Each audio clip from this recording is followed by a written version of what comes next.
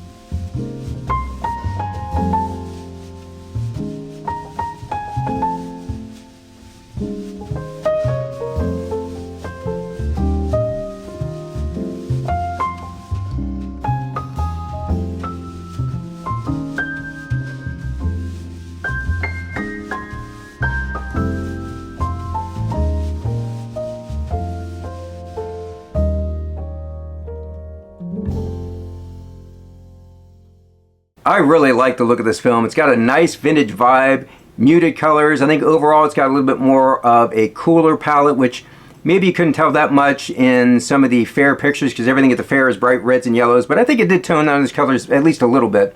I think that was more evident in the pictures from Chicago and even some of the street portraits that I took on the photo walk as well.